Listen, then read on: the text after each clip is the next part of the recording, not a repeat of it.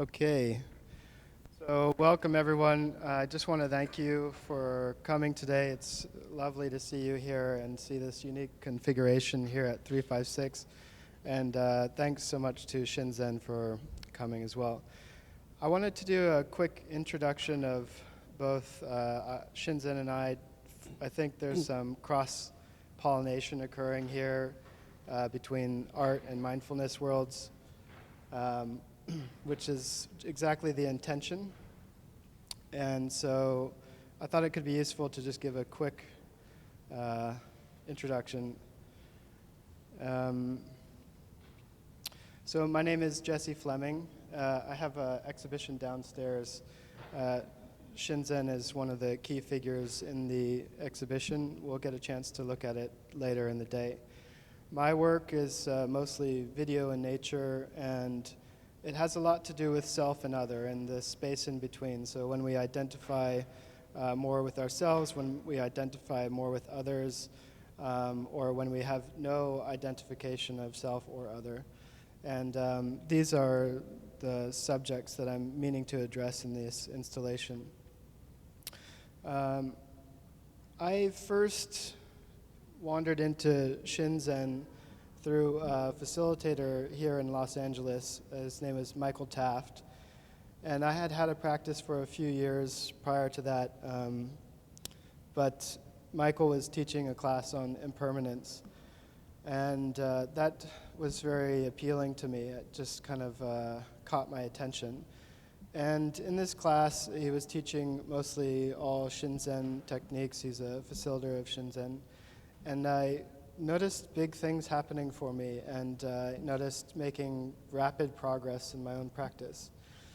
So soon enough, I was on a retreat with Shinzen and very disoriented, and that was also a beneficial experience. It wasn't long before, as I started mindfulness practice, that the practice of mindfulness started leaching into my artwork. In a way, it seemed to profoundly give a direction.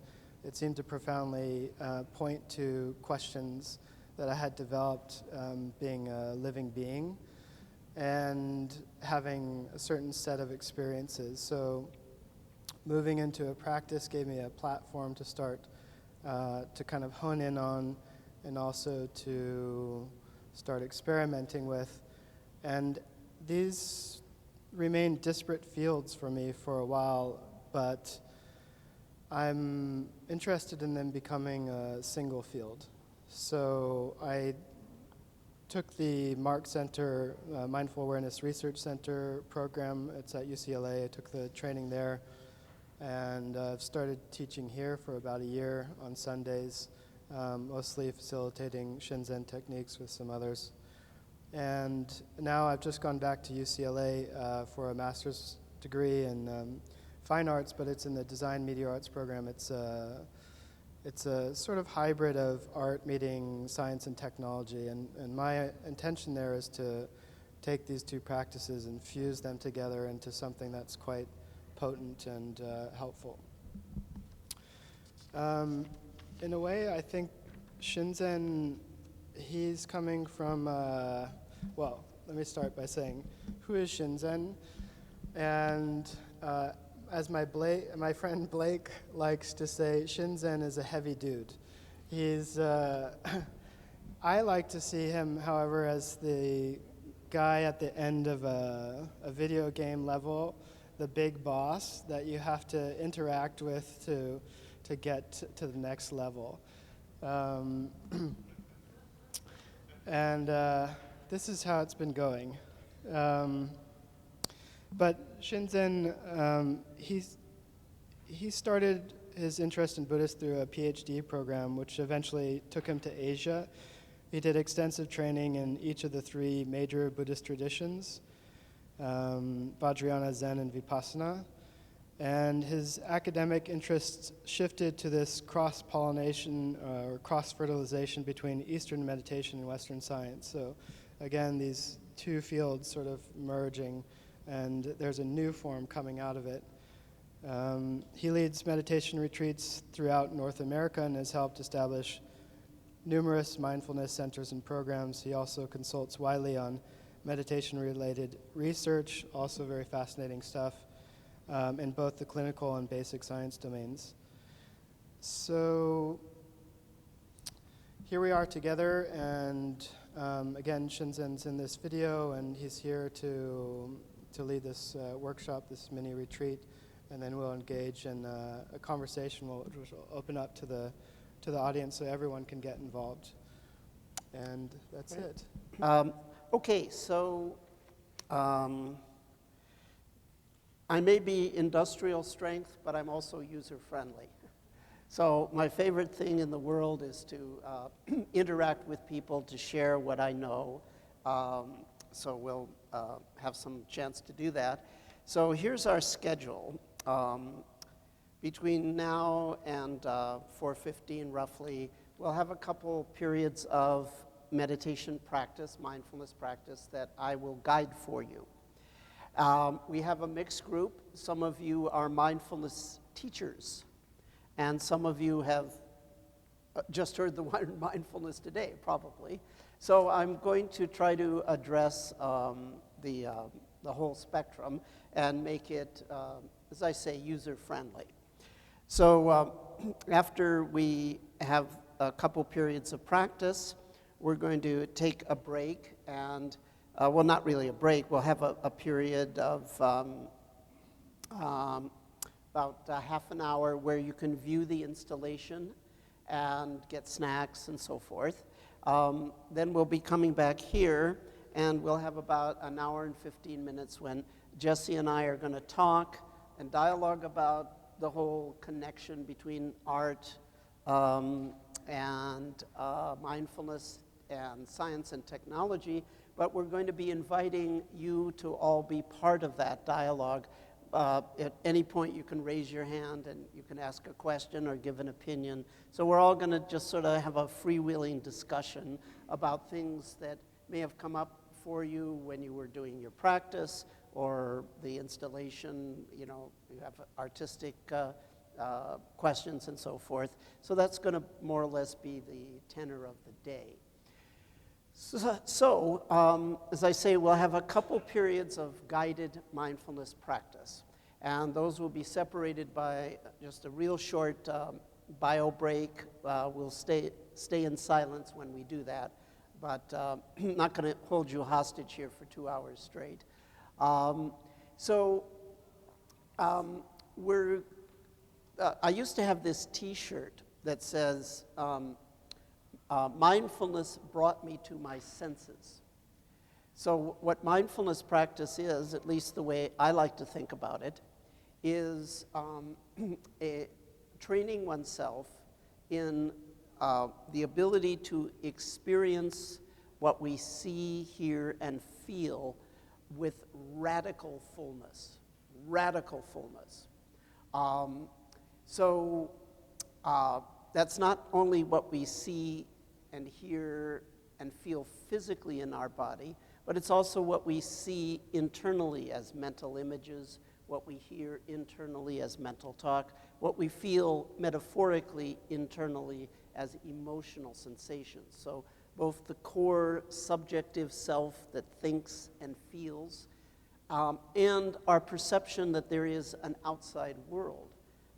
These both arise from the same three basic modalities: visual, auditory, somatic. If we're willing to somewhat artificially place the chemical tastes of smell, the chemical senses of smell and taste, if we're willing to sort of group that with body experience, it gives us a nice, relatively simple tri-modal model for sensory experience.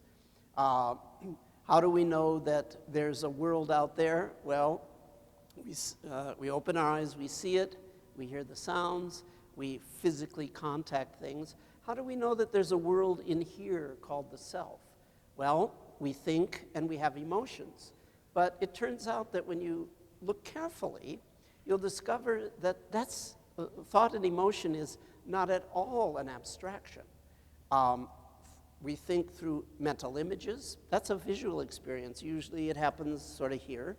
We hear our own mental talk, our self-talk, our dialogues, our monologues. That's usually someplace back here in the head at the ears. And then we don't just have experiences of hot and cold or pressure and touch. When we experience anger, fear, sadness, embarrassment, impatience, disgust, interest, joy, love, gratitude, humor, smile, these impact on the body and create a category of body sensations that are limbic. That would be what a neuroscientist would say. There's certain regions of the brain where emotional sensations are processed, and it's called the limbic system.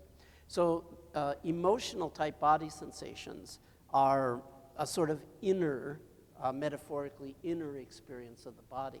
And I would claim that you can actually monitor the interplay. This is what Jesse was talking about, what he's interested in. Okay, when you go out and you just see the outer world, just hear the outer world, just physically contact, if there's no inner see, hear, feel reaction, you simply become the world. On the other hand, when the mental image, mental talk, emotional body, the inner see, hear, feel arises, if you're able to greet that with a radical clarity and acceptance, let it come and go without push and pull, that self of the moment that thinks and feels, is ruminating or having will or desire, is experiencing conviction or confusion, that feeling, thinking self of the moment will arise as an effortless wave in nature. And it will not become a prison that limits your identity. Now, I don't know how carefully anyone was listening to this, but I just unloaded a mouthful. I just unloaded a brain dump of major proportions. Okay, major proportions. Now, they say that even smart people, if you introduce a new idea, they usually have to hear it 4 times for it to sink in. I just introduced 3 or 4 major ideas relating to the issue of oneness, separateness, how we can have a self and not be had by a self. This big stuff. For your reference, all my material exists for free on the internet. So, you know, if you ever want to, like, you said something was sort of interesting, but I really can't quite remember, which is reasonable because there's no fluff in my presentations, okay? It's all dense, it's all relevant, it's all,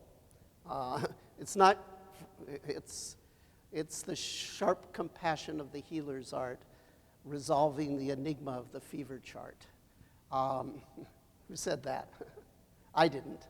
Anyone know? It's T.S. Eliot. Okay, so there's going to be a lot of precision here. That's my style. Okay, so what we're going to do is I'm going to take you through a little exercise that will begin to develop this ability to experience your senses with radical fullness.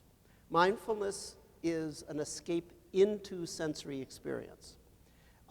You become so present that you and the world no longer constellate into a separate thing, and you become a single spirit. But what's interesting is the way that we do it. We don't do it by trying to become a single spirit. We actually do it by paying attention to just what is. Now, at the beginning, just what is itches and aches and pressures and pains and sleepiness and your mind's wandering and you're lost in fantasy and et cetera, et cetera. But that's okay. That's where we start.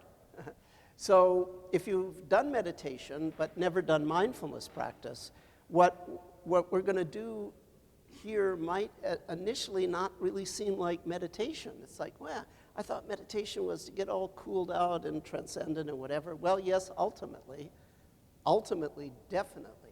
But the mindfulness way of doing it is by paying very close attention to ordinary sensory experience.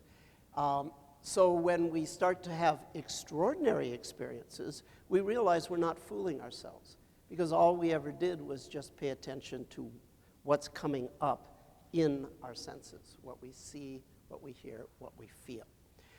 So I'm going to introduce a technique for you. I'm going to describe the technique. It's going to involve mental labeling. So in a few moments, the bell's going to ring, and nothing's going to happen in terms of any official activity. But a lot is going to happen. You'll hear sounds on the outside. You'll hear your own mental comments on the inside. You will have memory plan fantasy images going on. If you want to do this with your eyes open, you can, and then you're going to be seeing stuff. And then you're going to have certainly physical sensations, some of which might be pleasant, some might be unpleasant, some might be neutral, and you might even have some emotional sensations. So your senses are going to happen, but we're not going to be doing anything except tracking them. So and we're going to use mental labels to help us keep track. Now, obviously, a mental label is itself an instance of an auditory experience, but we're not going to label the labels. That creates a scaffolding. We're trying to build a structure, and the structure we're trying to build is your base level of concentration, sensory clarity, and equanimity. We're trying to build that structure. And in order to build that structure, we're going to create a scaffolding that's not really part of that structure. And that's the sequence of mental labels. So you don't have to worry about, oh, should I label the label? Is that auditory? No, that just sort of goes on autopilot in the background. So when you're going to take a passive attitude, just let sensory experiences come to you. You don't need to go seek them, certainly don't need to create them. You take a passive attitude. If something visual comes to you or calls you, could be inner or outer, you say to yourself, see, and you focus briefly on that visual experience. It might last, or it might immediately vanish. Either is natural, either is fine. When an auditory experience comes to you or calls to you, you say to yourself, hear. That's a reminder, okay, I'm going to really hear that. It could be your own mental talk. It could be an external sound. When a body experience comes to you, you say to yourself, feel, and you briefly focus on that body experience, unless it immediately disappears. So at any given instant, you'll be mentally saying to yourself exactly one of three words. See, if you're focusing on something visual. Hear, if you're focusing on something auditory.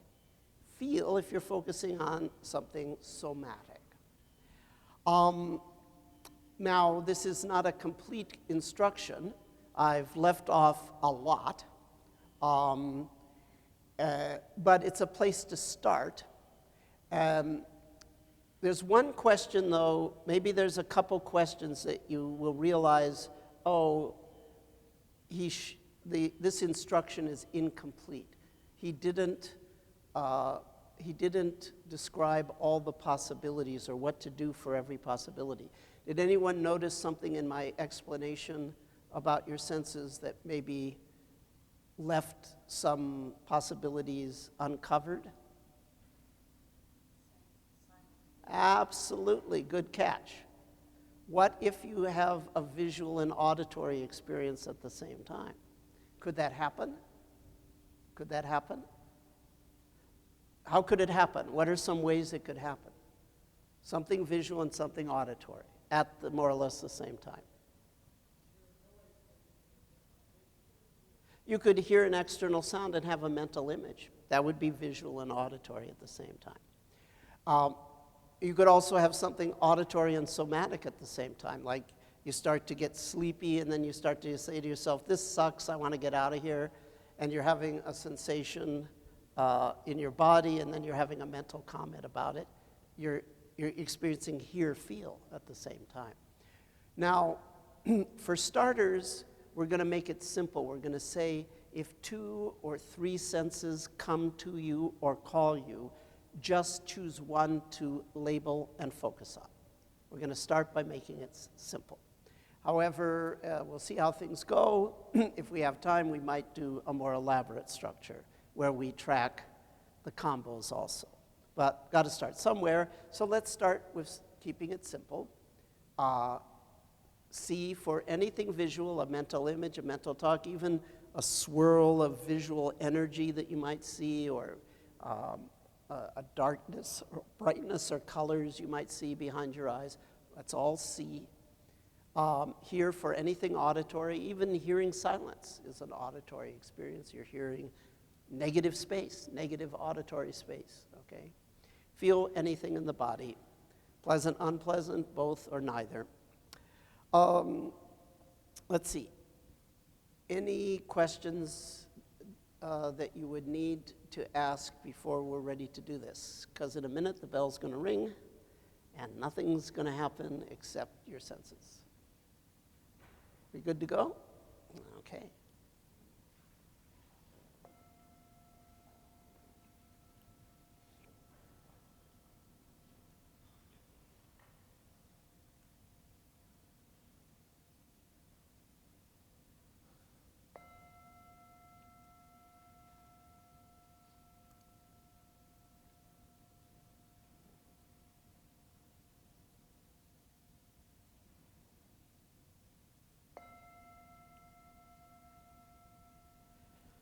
Take a moment to stretch up and settle in. The face goes smooth. The jaw relaxes. The arms are limp and loose. The spine is erect through alignment and balance, not effort.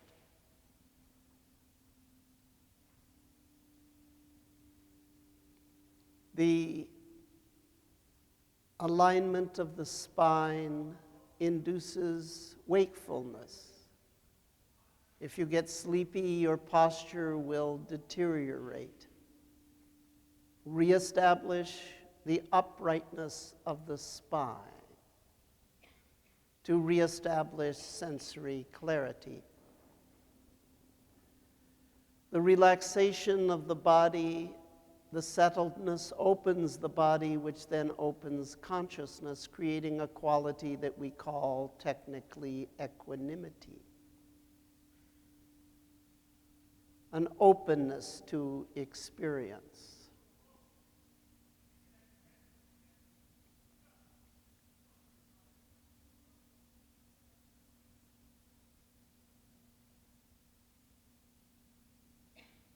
Anytime you want, you can stretch up and settle in again.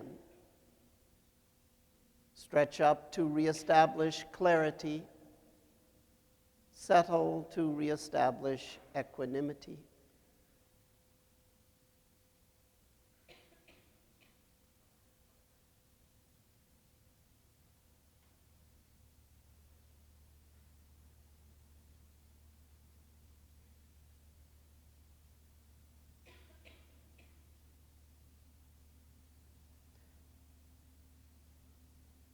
Now, bring your attention to your sensory experience. You can do this in a sort of laid-back, passive way. You don't need to go find anything. You don't need to create anything. Just let sensory experiences, inner and or outer, come or call. Come means they'll impinge on your space. Call means they'll pull your attention towards them. If something visual comes or calls, say to yourself, see, and briefly focus on that. If it lasts, fine. If it disappears, that's fine. If something auditory, hear and do the same. Something somatic, something body, feel, focus on it. And then note again, either the same thing or something else. So you'll find a rhythm that works for you. It's okay to miss things, a lot's happening at once. You just need to focus on one modality at any given instant. It's okay if stuff goes by you. It's okay to miss. It's okay to guess a little bit as you get used to the process. It's okay to be just a little bit late in noting something. So you can be relaxed in this process, but you'll find a pace that works for you. Maybe some range between 1 per second and 1 every 4 or 5 seconds. You'll be making those labels.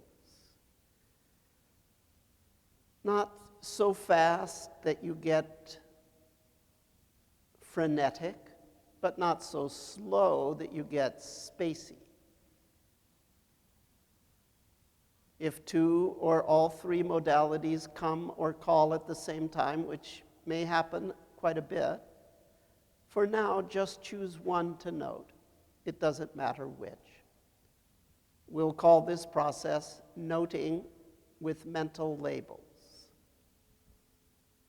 The rhythm of acknowledging and focusing is the noting. The mental label is an apparatus that facilitates that rhythm. And that's it.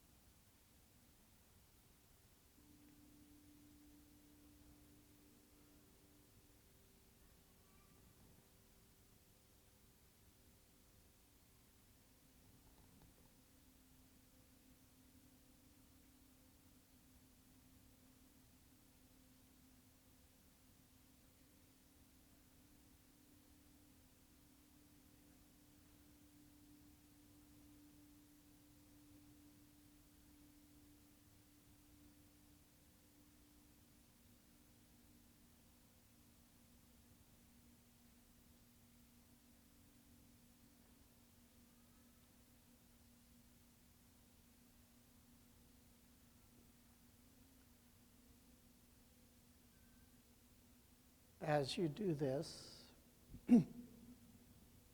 states may arise that are pleasant or unpleasant, or a mixture of both, or neutral. Try to greet each sensory event with a kind of open, gentle matter-of-factness. In order to help remind you to do that, you can intentionally create a kind of gentle, matter-of-fact, almost impersonal quality to the label stream, your inner mental voice. Can sound something like this. See,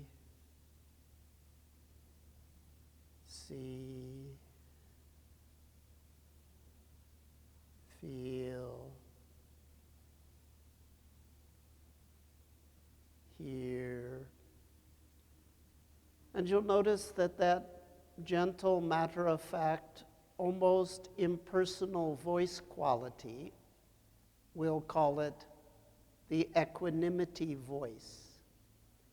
That will tend to help you relate to each sensory event with a kind of openness, giving it permission to expand and contract as it wishes, giving permission for it to rise, stick around, or pass.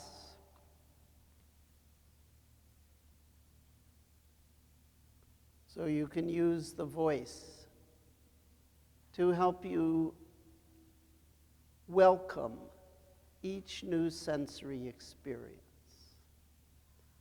We'll call that quality of welcoming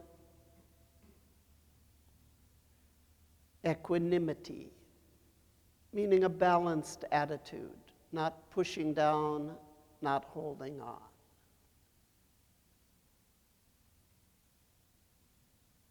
Anytime you want, you can stretch up again and settle in.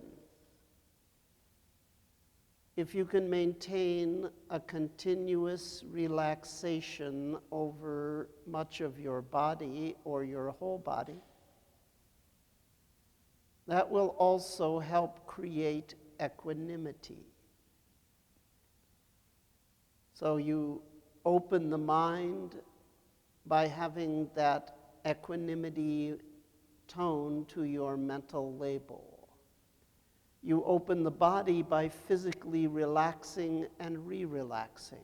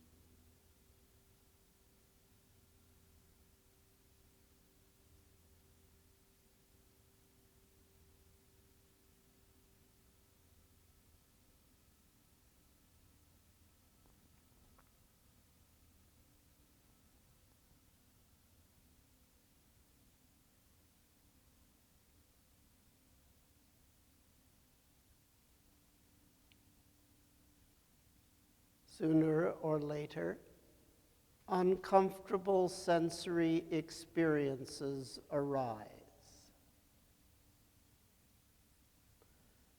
The ordinary ordering principle for the body is get comfortable.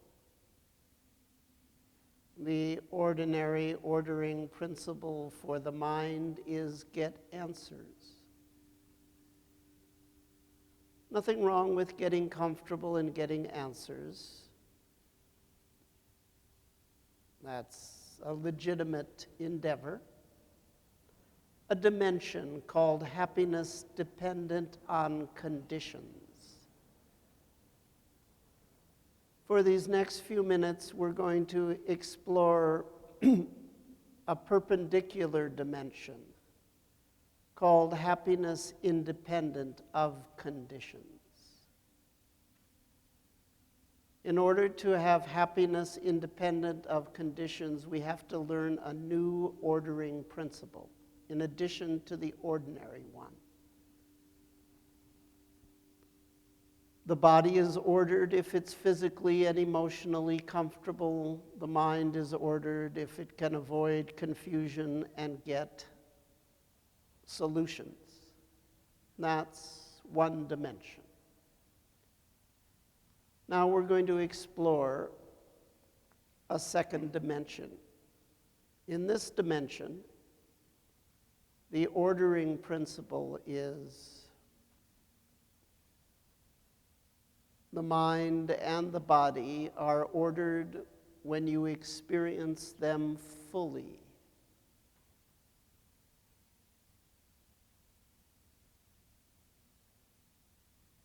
It doesn't matter if they're comfortable and have answer or not.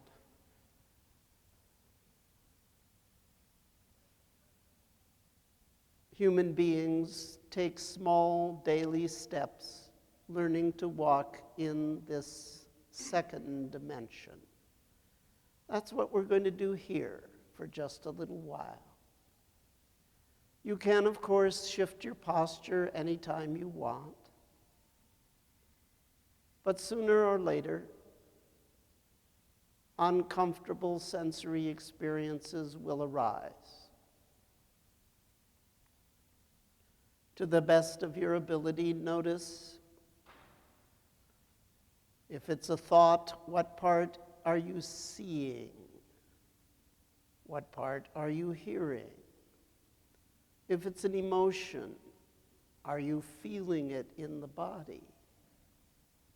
If it's physical discomfort, itches and aches, heat, sleepy sensations,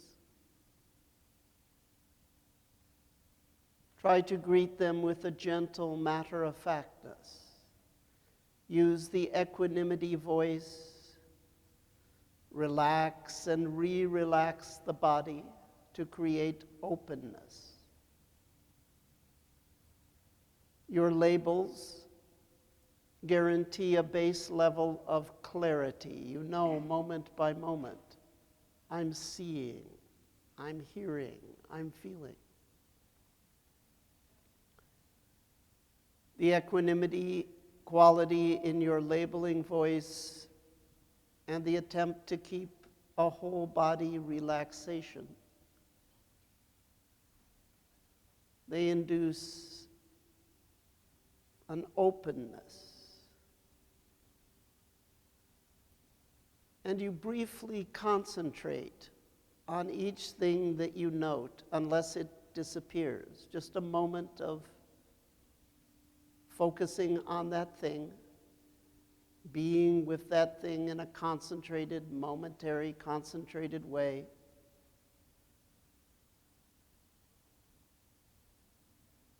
The combination of concentration, sensory clarity, and equanimity create a new ordering principle that allows a human being to be okay regardless of what's happening in the inner and outer senses.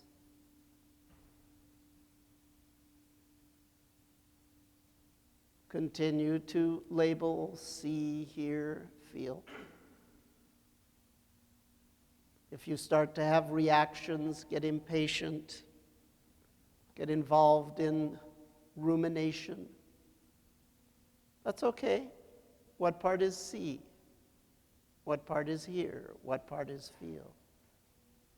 Keep the technique going, that's all that's required.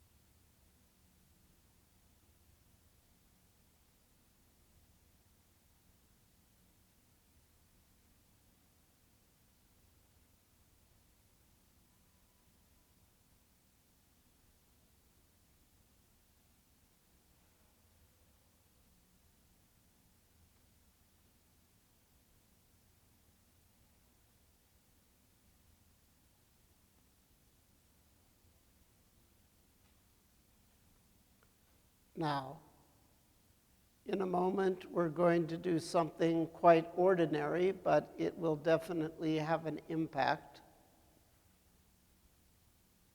Continue to mentally label, see, hear, feel. But ever so slightly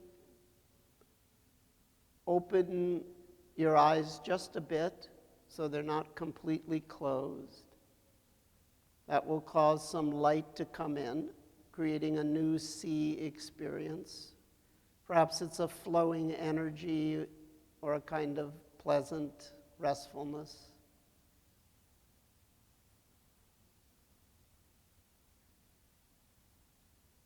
Note that as see.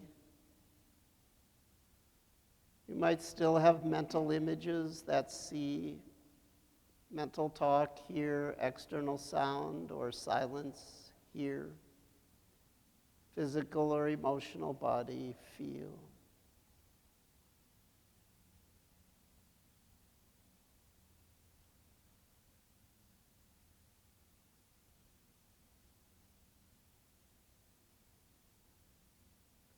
And now open your eyes a little bit more.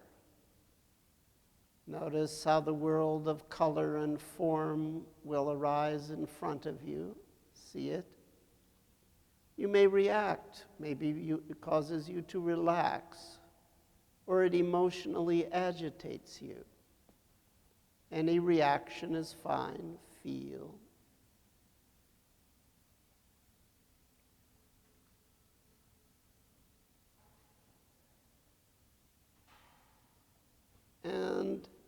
gradually open your eyes more and more until they're fully open,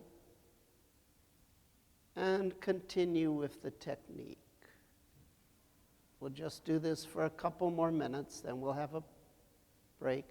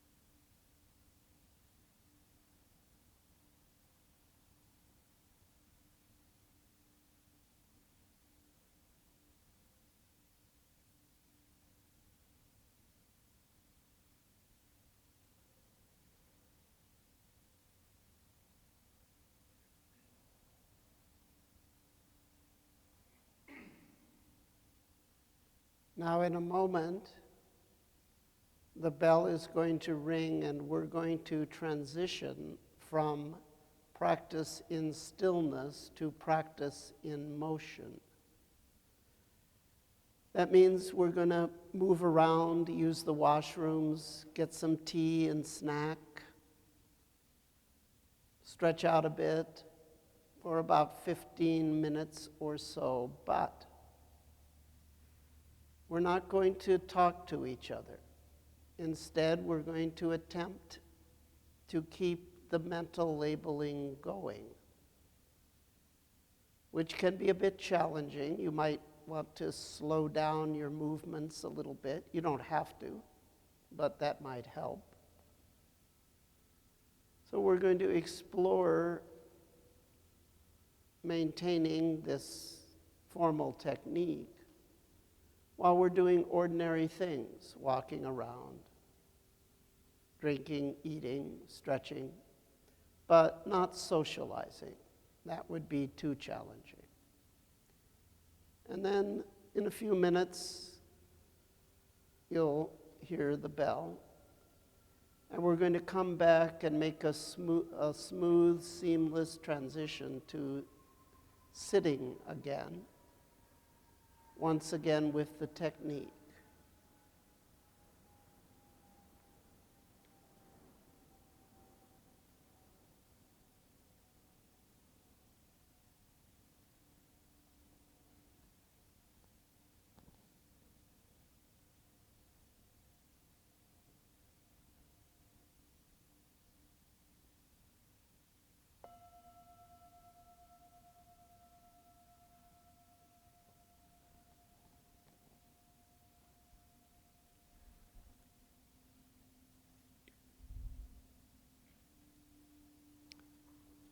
Okay, we'll continue to see, hear, and feel clearly. And in 10 minutes or so, you'll hear a bell. We'll come back and sit again.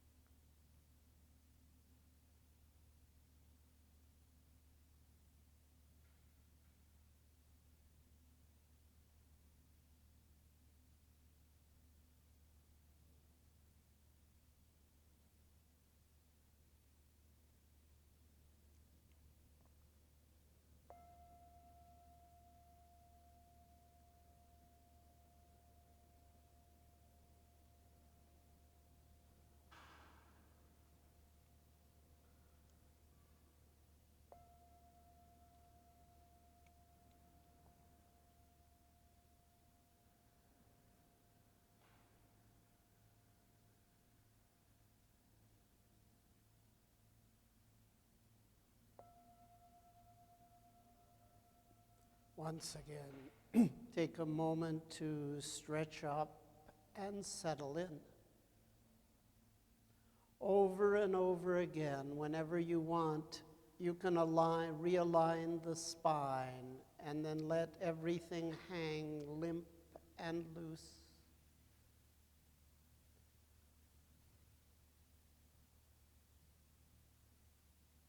Establishing and reestablishing a kind of global relaxation in the body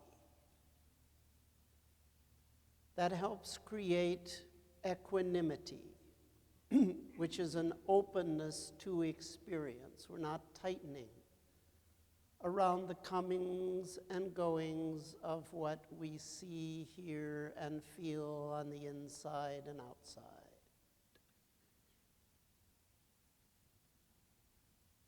Moment by moment, be making one of 3 mental labels in a gentle, matter-of-fact tone that's intentionally that way.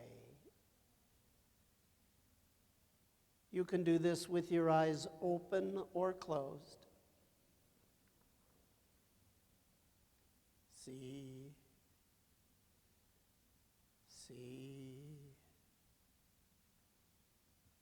feel. We'll use the label C for both mental image or physical sight or visual rest or visual flow, visual energy. We'll use the word hear for mental talk, physical sound, silence, or auditory flow, auditory energy. We'll use the word feel for emotional sensations, physical sensations, restfulness in the body, or flow, energy in the body.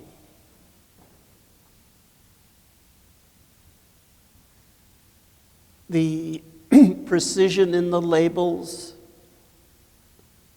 creates a base level of sensory clarity.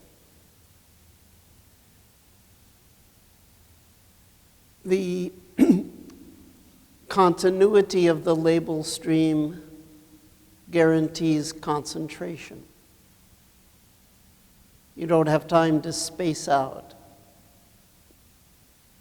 And each time you label, see, hear, or feel, briefly focus on that event.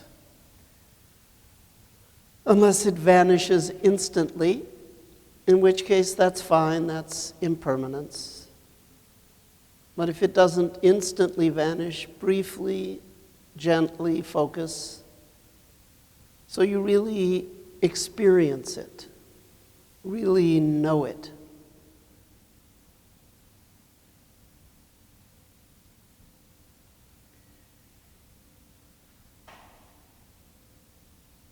The rhythm of the labels plus those brief moments of concentration, they develop your concentration power.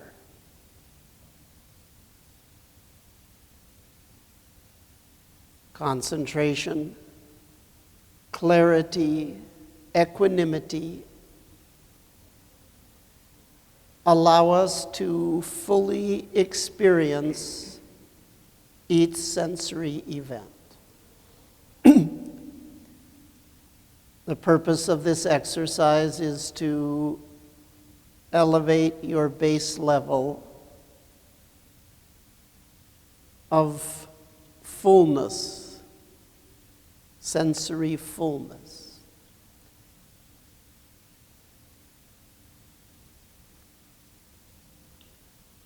At the point when sensory fullness becomes maximal,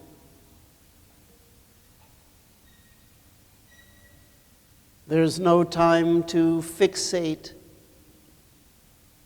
those sensory events into anything, and they become an effervescent flow of pure spirit.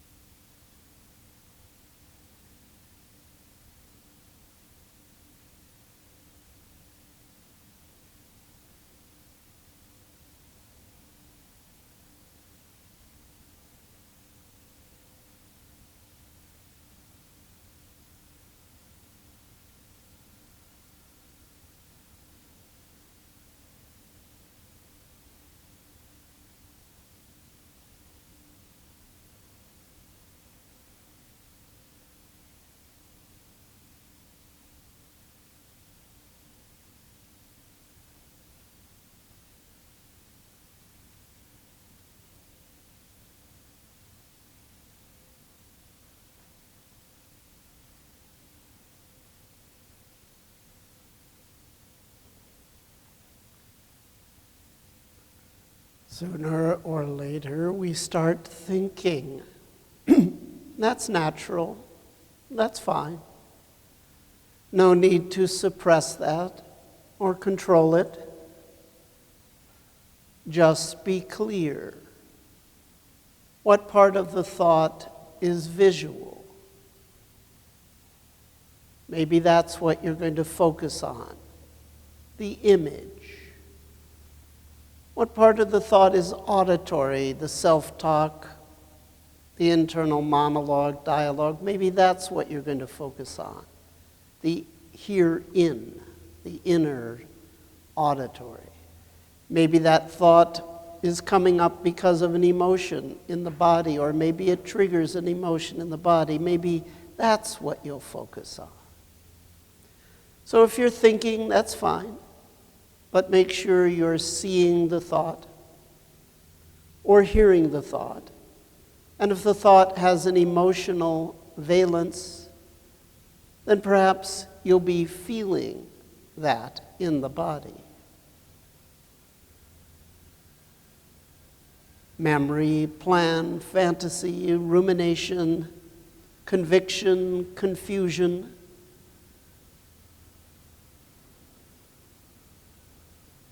Will and desire, they all come up as some constellation of inner see, hear, feel.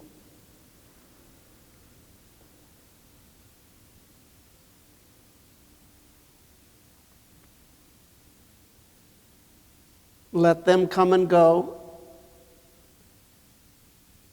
but at any given instant, be focusing on one of those components, or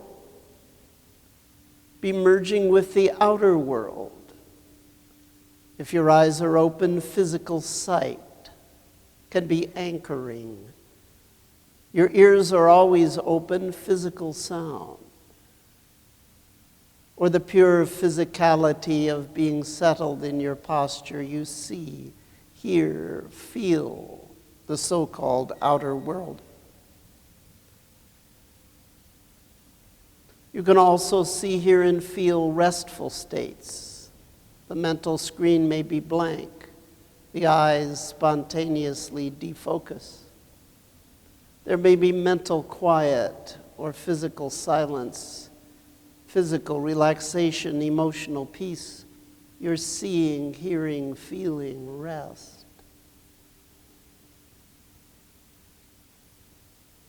Or things could be breaking up into energy, vibration, undulation, expansion, contraction, scintillation, pixelation. In the visual, the auditory, somatic, you see, hear, feel, flow.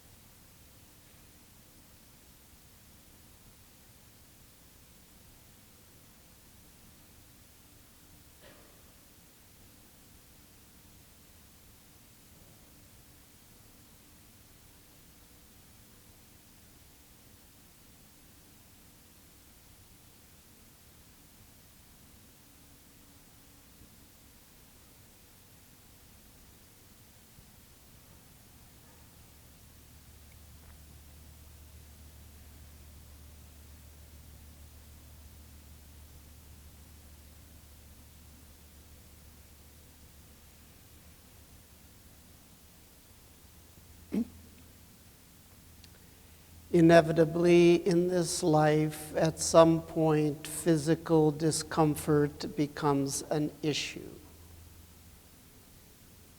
It's good to train for that, so we don't have to fear.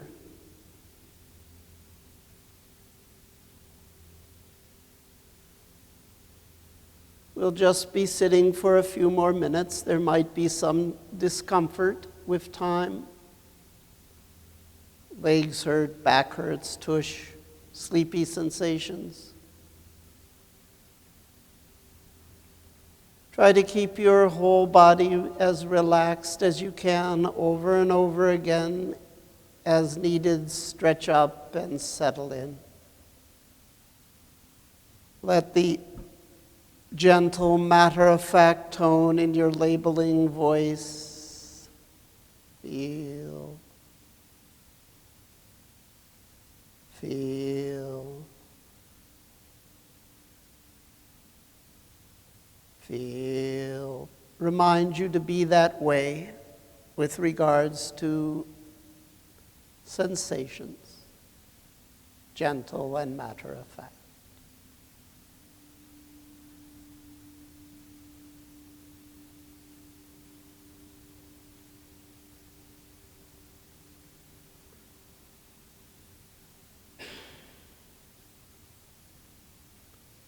Try to get fascinated with the sensory richness.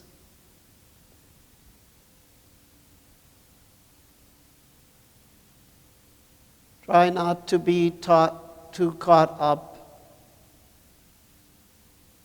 in the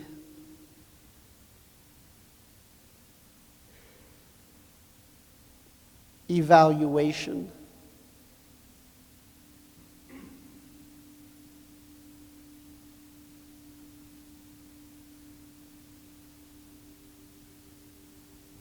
If a sensory experience is stable, solid, slow down your internal clock to match its timelessness. But if it flows, moves, melts, morphs, pixelates, scintillates, expands, contracts, get fascinated with the flow. It's all good. There's something to appreciate about mountains. There's something to appreciate about rivers.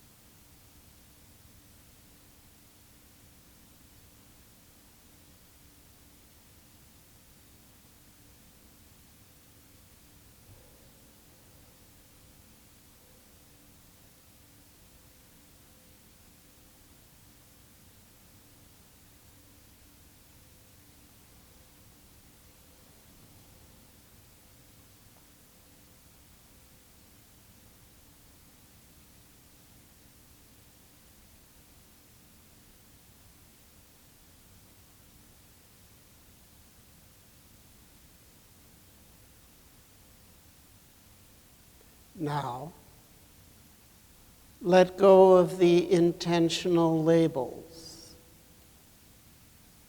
but continue to be aware. Be aware when you're seeing, when you're hearing, when you're feeling.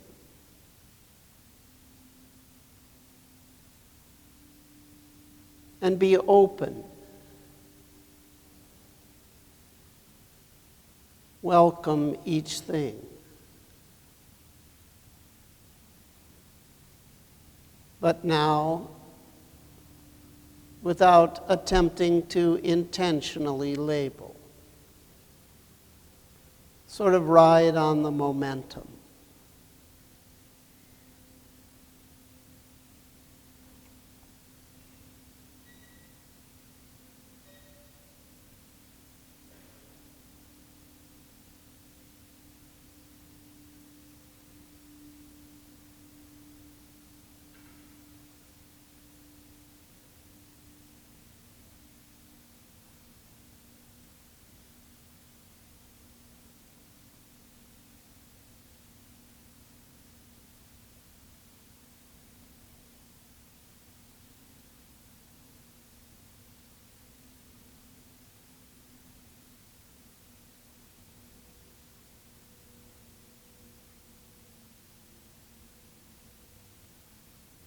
In a moment, we're going to be making a transition from practice in stillness to practice in life. In a sense, nothing will change, though. We'll be seeing our friends and new acquaintances.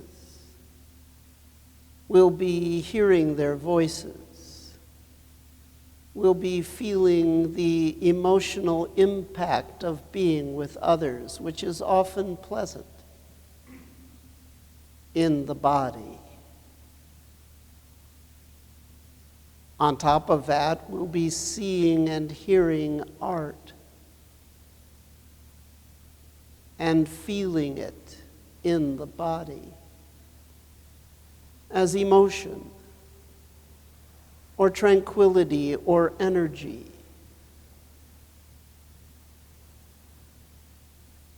When the bell rings, be aware that you're seeing and hearing and feeling humans.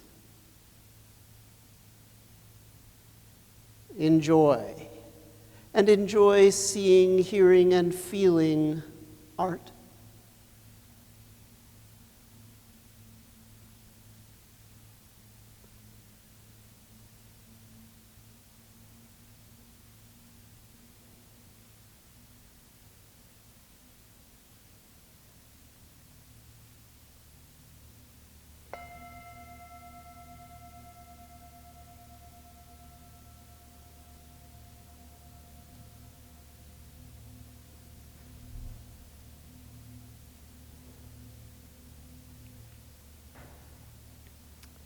Okay, good.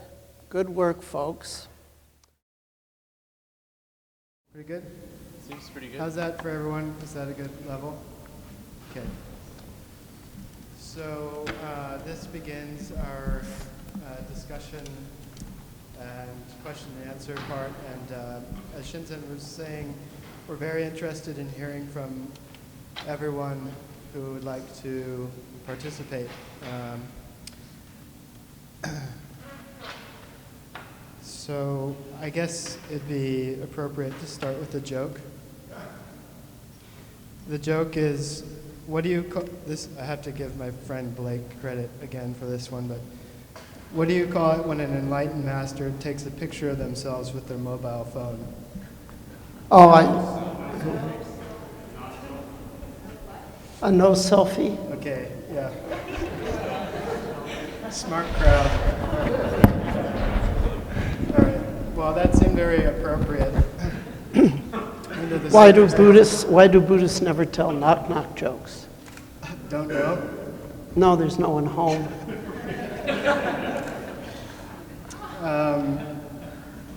All right, you're all warmed up. So let's see. I have some questions that I've put together around creativity. How many people here are artists or writers or craftspeople? quite a lot, yeah. And any scientists in the community here? Nice, all right. So the artists have the scientists numbered, but no matter, because today we're the same. I have some questions around creativity and mindfulness, but I thought, given the sit, it could be interesting to ask you,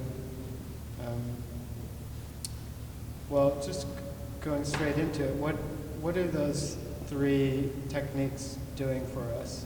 What are we getting out of those 3 simple techniques? Okay, well, actually, I think it's a little intense on my side. It's okay? Okay.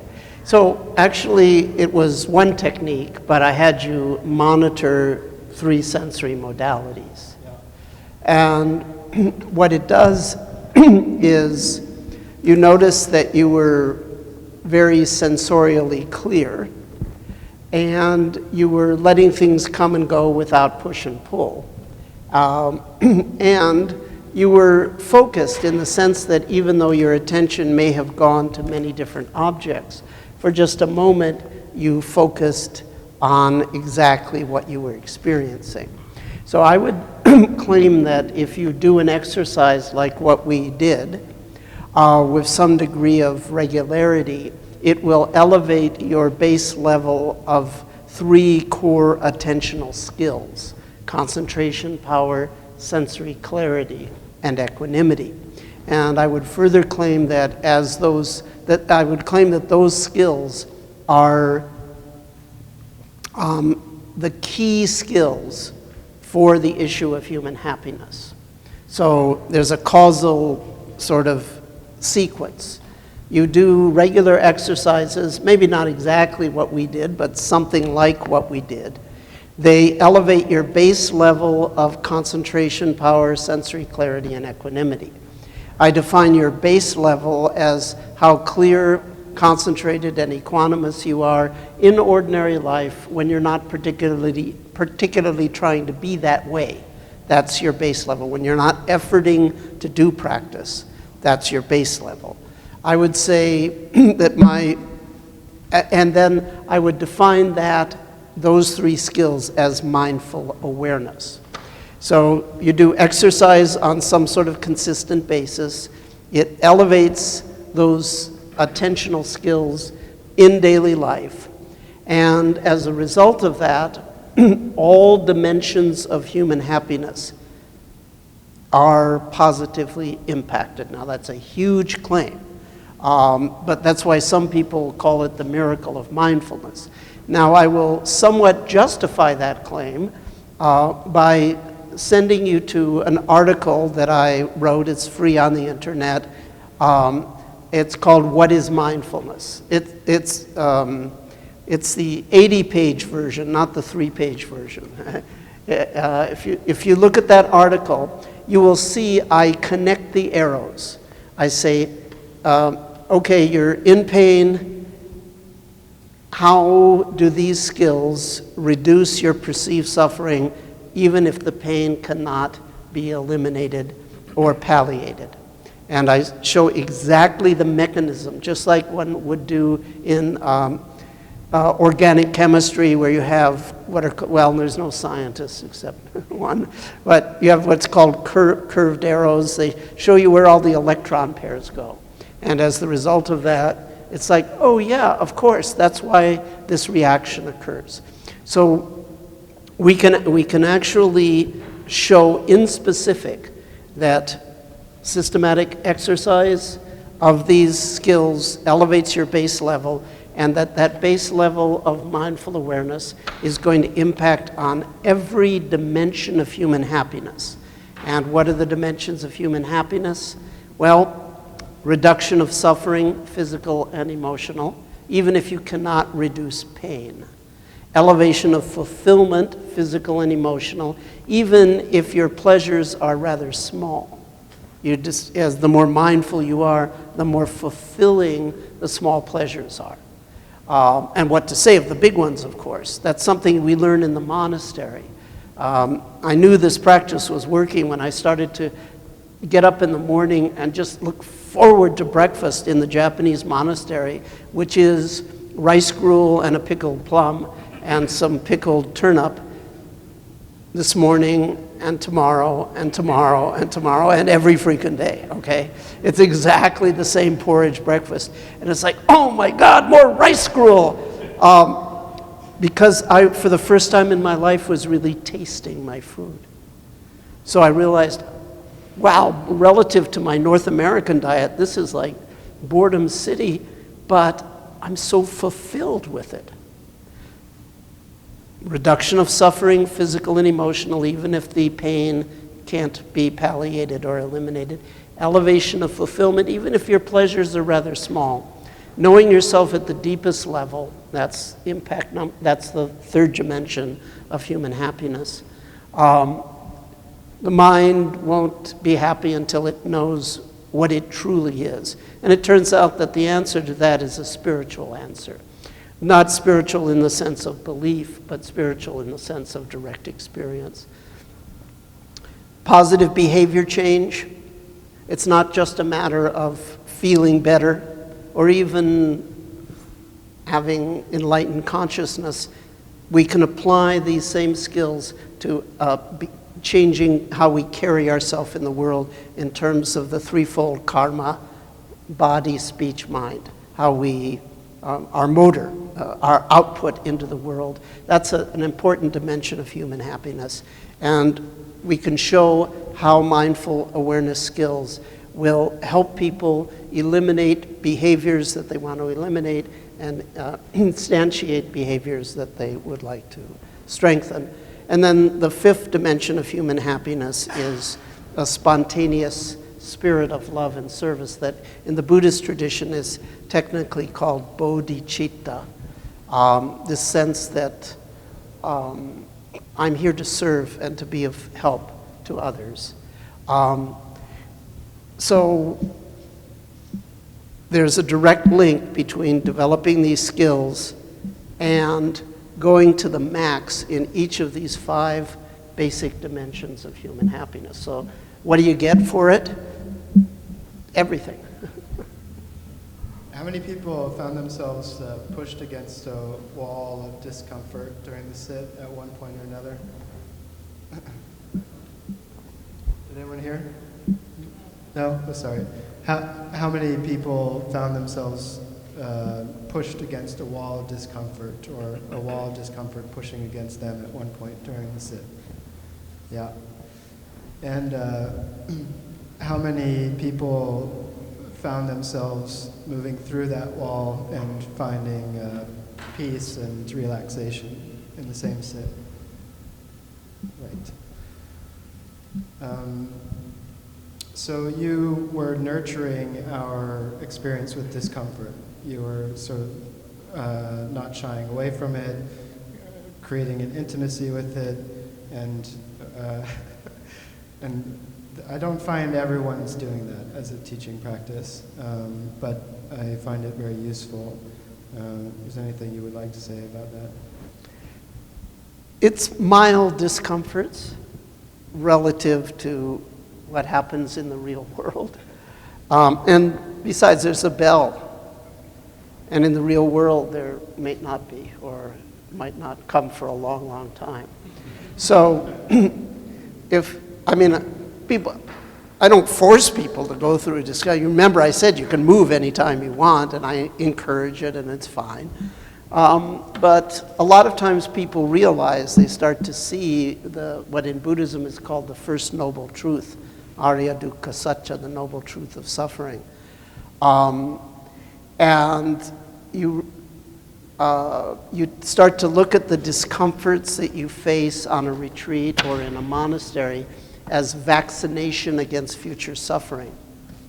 You know, how does vaccination work? You give someone a small, manageable dose of what would otherwise be a fatal disease, and their body learns from that, and if the real disease hits them, then they're immune. So small, manageable doses of discomfort, people, physical and emotional, happen at retreats. We encourage people to make themselves comfortable, but sooner or later you end up facing it. And then real shit happens in the real world, and it's like, whoa, I'm not suffering nearly the way I used to. Well, was that, or was that not the first dimension, reduction of suffering? Great. Are there any questions so far? I want to remind you, you can jump in at any time. If you do have something that comes up, we have a microphone that'll be brought to you for sound. Yeah. You got some? Hang on for a sec. About anything at all? Yes, both. Anything and everything. Practice, philosophy. Test. Okay. You're good. Sometimes in meditation, you had mentioned that you start to see visual things, lights, colors, waves. I'm curious. I don't have much of an understanding as to what that is. I've just attributed it to the same kind of energy that makes up an aura coming off of a person. Can you give any further insight as to what that wave of energy is? So you experience interesting visual effects sometimes when you practice meditation. Can you describe it in a little more detail? What are they like? Sure. There's two main. There's two ways that it manifests. One is little, almost like if you look out at night and you see fireflies, how they move, little shards of dancing white. And then another one is sort of undulating waves of color, almost, and they appear like a bubble, how it's got kind of a green or a blue or a pink. It could be multicolors, but it's clear at the same time, and it just kind of wafts and undulates. Yes. Okay, so was everyone able to hear? There's something, so different meditation teachers will probably give you different interpretations, so I'm just going to give you the one that I typically give under these circumstances, and there's other possibilities. So from my perspective, the most significant thing is not actually so much the color and form, but the movement, the fact that it's moving. That is a manifestation of two flavors of flow. Okay, so in the installation you heard me say, see flow, okay. Well, you were seeing flow. You were seeing the vibratory flavor of flow, and you were also seeing an undulatory flavor of flow. There are other flavors besides those. You know this thing in physics, a wave, particle, complementarity kind of thing? Normally, our experience of self and world is quite particulate. We're like, you know, everything is solid, everything is separate, everything is rigid. And there's nothing wrong with that perspective. It's part of reality. But it's also true as you bring more concentration, clarity, and equanimity to ordinary solid experience, it starts to get less solid. That's a general trend with time. It's not a stated goal of the practice, but it is something that tends to happen with time. And the undulatory and vibratory effects will start to not only be in your visual field, but they'll start to infect your somatic and auditory. So you will be seeing flow, hearing flow, feeling flow. Now, I once had an interesting experience many years ago. I was a presenter at a science conference, and they picked us up at the airport, a bunch of presenters, and took us in like cabs and things to the venue. And so I'm sitting next to another presenter, and start to talk. Ask me what I did. I say, well, I do mindfulness, neuroscience, among other things. What do you do? I asked this guy. And he said, well, I am the assistant of Admiral Zumwalt, and I am his main engineer, and I created the American Nuclear Submarine Force. So I'm thinking, whoa, I'm like heavy, what was it, heavy dude? I'm sitting next to a real heavy science dude, okay? This is like a real engineer.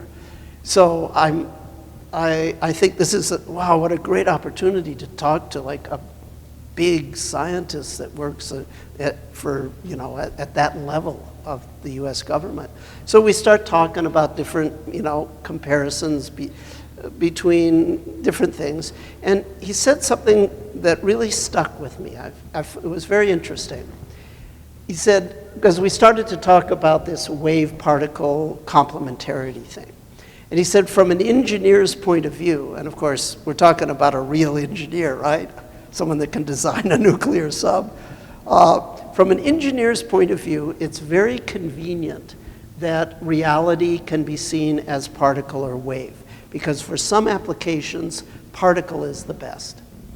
That paradigm works best engineering-wise, but for other applications, the wave works best. Most human beings only have the particulate paradigm. And so they're limited in the range because there's certain parts of human life that the best is to be in the wave experience of self and world. I already mentioned one, if you're in pain. If you're in pain and everything is see, hear, feel, flow, you won't suffer, even if it's extreme. In fact, it will taste like the Spirit purifying you. So for pain, oh man, I want to be in flow. I do not want to be a shard of agony that's solid. For making love, for praying, all of these applications, flow is the best way to go, and other things. Maybe creativity. Heavy dude.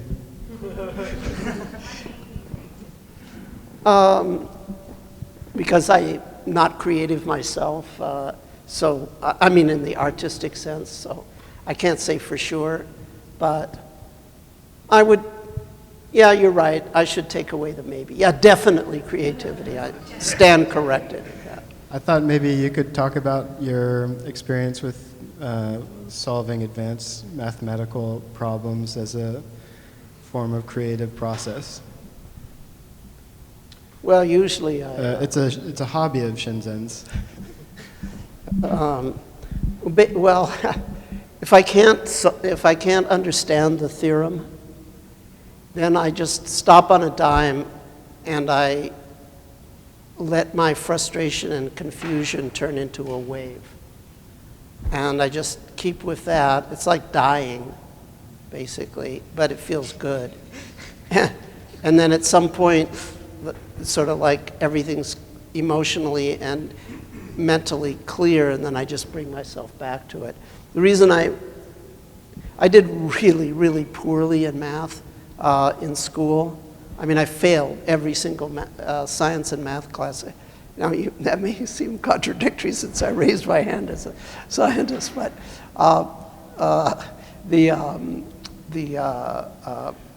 I realize now the reason I did so poorly in high school in the math and science is that when I didn't understand something, I would just give up after one or two tries. Now what I do is, if I don't understand, I can just let that confusion and emotion just turn into a wave, and then it just doesn't get in the way. And I can come back as though I was, it was the first time every time. And then that's basically the secret to understanding math. When you don't understand math, you get used to it. You just get used to it by keeping coming back and coming back. But I couldn't do that before because as soon as I got into this, oh, how you're so stupid and you never understand this, and all this fear and sadness about myself, then I couldn't abide that, so I would just stop. So that's how I use it for math, actually. So that to me sounds like a skillful creative process also, and maybe we could use that as a opener to... Yeah, when an artist gets blocked, for example, right. Yeah, that's where that would come in. Yeah, so I guess the question that we could open is, where is the self and creative process? I had written, is transcendence of self the route into deeper creative process, which I think we sort of answered. Or as you might say, is it an elastic relationship between self and transcendence that we need to develop? And I actually think that just now you were speaking of an elastic relationship, and so maybe for those who aren't too aware of what that means, that would be helpful to hear. So as I'm thinking about this,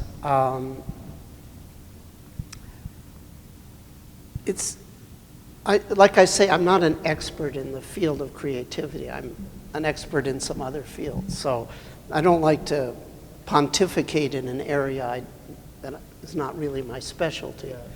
But maybe I can throw out some ideas based on what you're asking.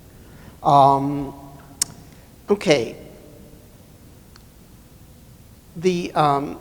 I wonder how many people have ever heard of the classical Japanese theater called Noh, N-O-H. Just curious. It's fairly esoteric. Almost everyone has heard of kabuki, which is, it's old, but it's actually not classical Japanese theater. Classical Japanese theater is something else. It's called Noh, N-O-H usually is how it's written in romanization. And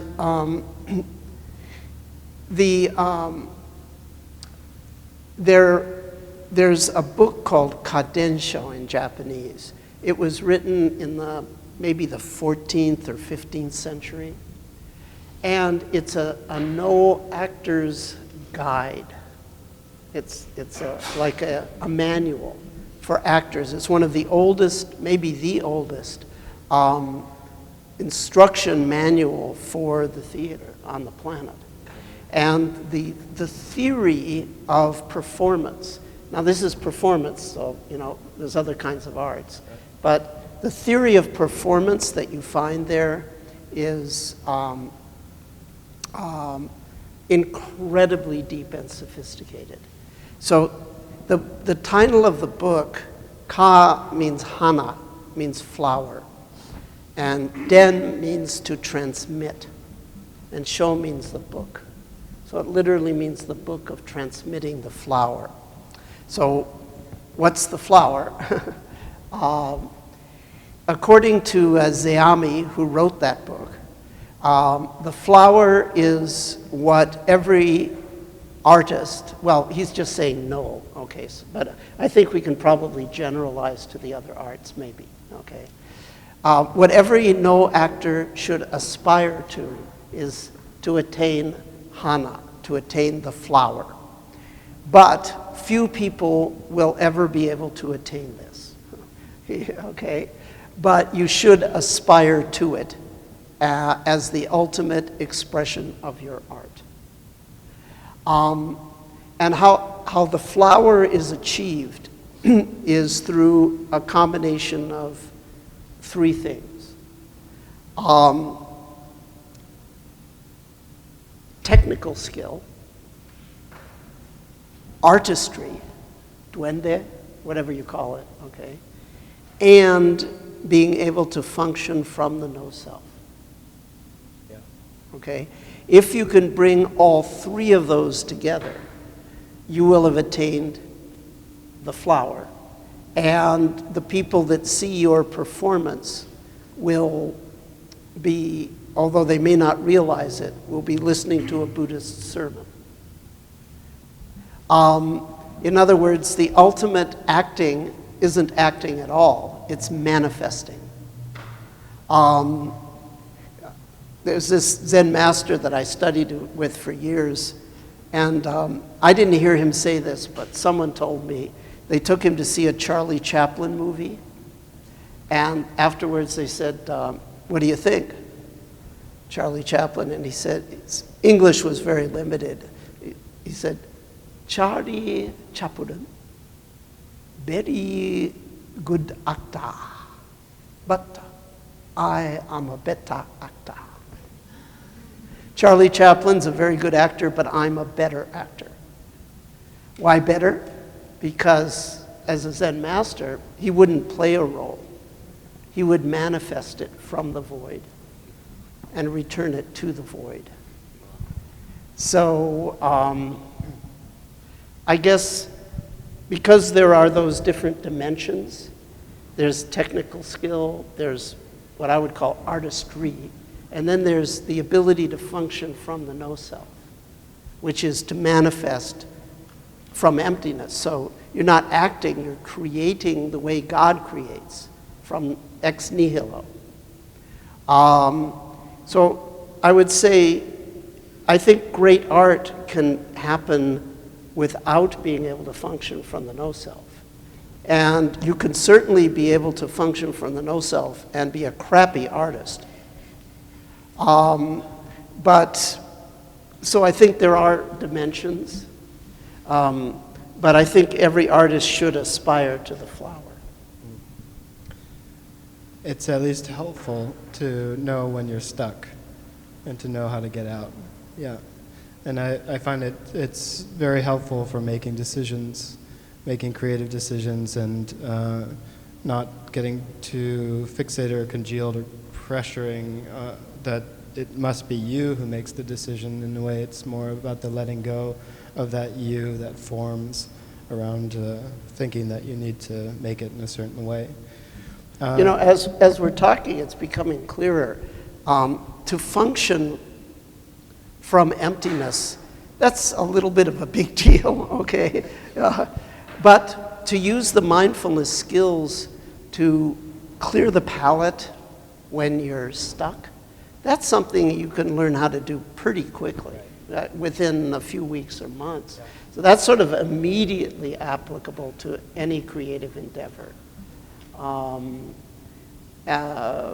And then this other stuff, well, that would be cool if you can do it. Right? Then you'll attain the flower, if you have technical skill and artistry. Yeah, I mean, I'm thinking even deciding which vegetables to purchase at the supermarket can be an act of, or what do you want to make for dinner can be an act of letting go and sort of seeing it, what arrives, what calls to you, what your body needs. You know, but there is this opening up to seeing where the fixation is, opening back up. As you were saying, to find the fixation, jump onto it, let it stream through you, opens up, then you're back, and then you can start to make those decisions again. Does that sound about right? I want to ask again if any questions are coming anything up. anyone would like to talk about. Scored very high points. Book ending, the flowers, beautiful flow of the flowers. Right, the flowers. You're scoring big points. You transmitted the flowers. Yes. Anyone like to manifest? Feel free. We got a manifester over here. Sorry, I just quickly wanted to clarify because that question was really long before you gave that answer with the flower, because I haven't heard this term, the no self, before, starting with your joke. So the no self you're saying is to open yourself up to this flow in order to make the art and to meditate and be happy through those three keys. Is that what that long question was? Is that? Well, we're just sort of kicking the ideas back and forth. We Sure. didn't come with any preparation, Yeah. so it's becoming clearer as we talk. Right. So there's really, in a sense, two levels at which a mindfulness practice would be relevant to an artist. The first is pretty straightforward and would happen pretty quickly. You learn how to untangle your emotions and your thoughts, and how to let them come and go without push and pull. So if you get into a stuck place, you can clear that more easily. Now, that's relatively easy to do with a little bit of training. We were also talking about something else, something far more ambitious, which is if you take those mindful awareness skills to their ultimate, you actually have an experience of no longer being a thing. You are simply a wave of energy. And if you do your creativity from that place of being a wave of energy, and if your creativity has high artistry and skill, then you will have achieved the ultimate that any artist can hope to achieve. Because like what Jesse is trying to do with his installation, it puts you into a state, right? So if an artist can function from that state of unfixation, then the audience can be pulled into that. And it's not merely a performance, but it's a sacred sermon. So there's the initial application, which anyone can do. It's like, okay, I can clear the palate and somewhat break up my creative blockages and come back fresh. Then there's this whole other thing, which we're calling the pinnacle of art, the flower, and just throwing it out there as something to aspire to. I think I just want to respond also. Self, no self, there was a question in there. What is that? Was that part of your question? Yeah. And so I think you could look at a dimmer switch. And on one end of the spectrum you have self, and on the far end of the other spectrum you have no self, and then maybe there's an off point. I don't know. But as a visual aid, maybe, in the video, could you see where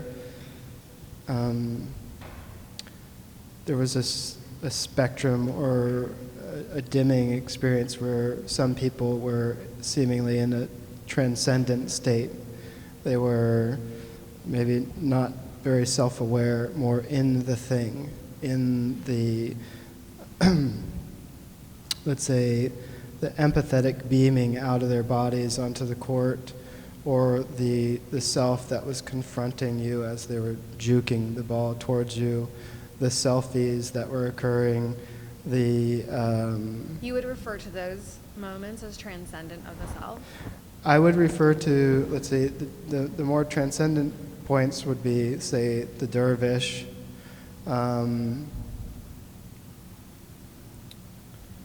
maybe some of the audience at the basketball game, when they're so much about whatever just happened on the court that they haven't yet totally returned to their own experience. Soon after that, you usually find that people are starting to eat popcorn and have a sip of soda and talk to their friend and get on the phone and become self-referencing again.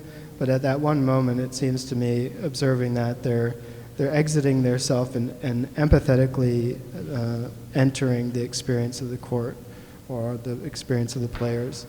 So in this way, you can start to observe these points on the dimmer. When the person is showing off for the camera, it's a pretty strong self-experience. And then as an audience, and maybe people can say if this functioned for them or not, but for me, observing things like movement, like the flowers, there's a different experience even when the ocean is running parallel to you, or I guess that would be adjacent. But when you're seeing a profile of the wave moving by, you can sort of start to enter into that experience in a certain transcendent way. But as it turns and it comes towards you, the self dials up.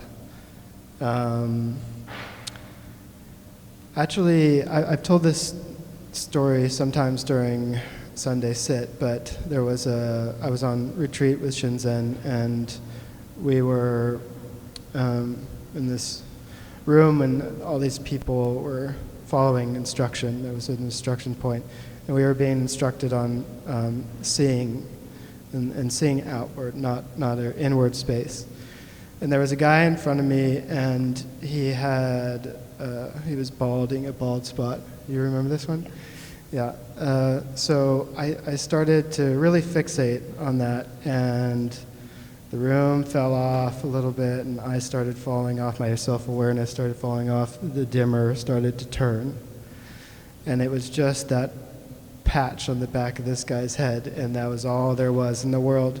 And then at a moment, he did what's called a Zen lurch, which, Half asleep, you'll fall asleep. you fall like this, but often there's a whip back, like that as a corrective kind of thing.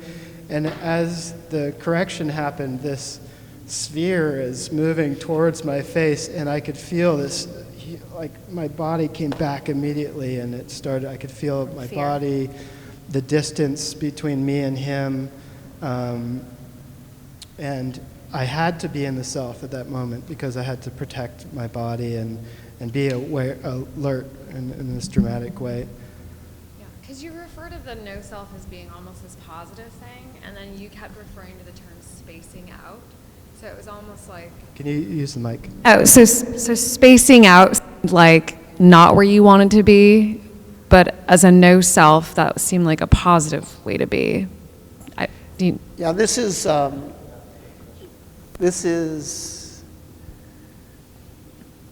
new territory for you. So there's a real learning curve on this. It's an entire world to know about, the world of meditation, with its own special technologies and technical vocabulary and so forth. So let me just address a couple of your issues.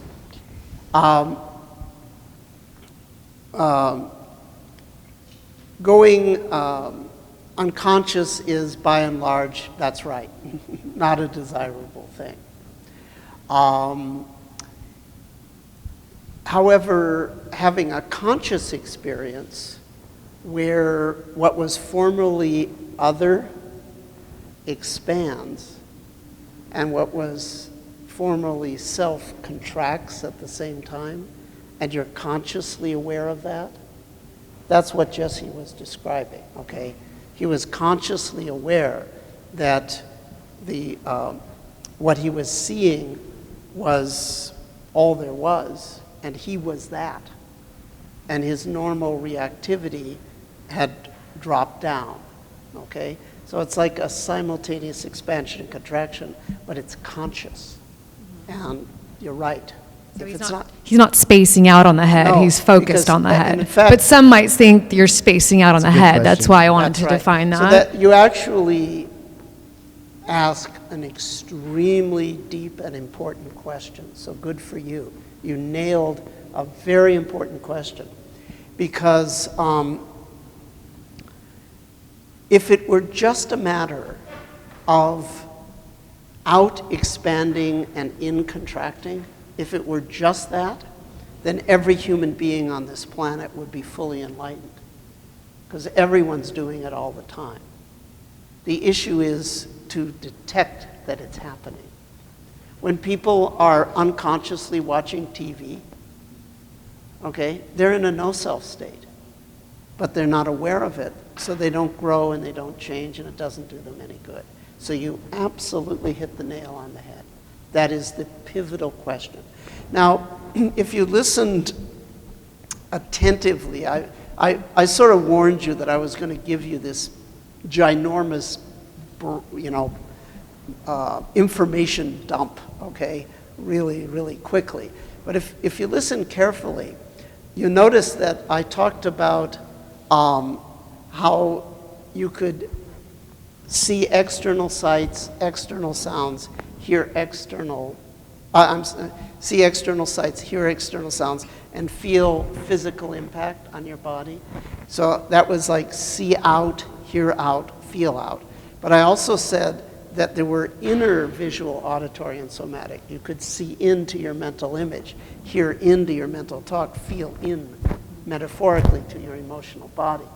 So even though I was having you track see, hear, feel, so how many people notice that sometimes there would be an outer physical sense that you'd see, hear, feel? How many people notice that sometimes? Now, how many people notice that sometimes there were inner image, talk, emotional body that you saw, heard, and feel? Okay, so all of you had a very valuable insight. I could have given you, once you learned this technique, I could have given you a different technique. I could have said, each time you see out, hear out, or feel out, that means you see a physical sight, hear a physical sound, and the outer world impacts you, or you have a physical, say out, and totally give yourself to that. And each time you are pulled to mental image, mental talk, or the emotional body, say in, and totally give yourself to that. And if you're pulled in both directions at the same time, say both. And if the tug of the senses goes away, say none. And you could actually track your sensory experience, and you would see it is absolutely a wave. Sometimes it goes out. And if you're consciously aware of that, the inner see, hear, feel disappears. And what was formerly out is what you become. Sometimes it goes in. And if you don't fight with the re-arising of thought and emotion, then it just turns into a wave and you're also free. And sometimes it goes in both directions at the same time. And the out and the in simultaneously arise. But if they're both unfixated, they merge and become a single wave. And sometimes the wave stops. Gone. You heard me label gone, gone in the video. That's when the in and out wave went away. So it's like water sloshing in a bathtub. It's Taiji Chuan of the soul. It's just expanding and contracting, okay? And so that's what Jesse's talking about. I tried to describe it in very tangible terms. So there's actually several different flavors of no self. One is when the out expands and the in contracts. But there's another flavor of no self where they both expand at the same time, but they're flowing together, and there's a merging. But the deepest experience of no self is when they both return to gone. At the still point of the turning world, neither movement from nor towards. At the still point, there the dance is. And do not call it fixity, where past and future are gathered. If not for the point, the still point, there would be no dance, and there is only the dance. Is that nirvana? That's living nirvana. And by the way, I wish I could take credit for those words, but they give you a Nobel Prize in literature for that kind of poetry. That's T.S. Eliot. That's from the Four Quartets. There were a couple more questions. Yeah. Yeah, it's probably best after Mike. It's on its way. So I just wanted to get back to, it's a bit of a leading question, but so most artists, I would think, have experienced a state where they're basically in the flow, and basically their art, they're not really necessarily doing their art is sort of flowing through them, and the art is doing them. So would that be a connection, a direct connection, direct experience of no self? And if so, can you learn to cultivate that? Yes, big time to both.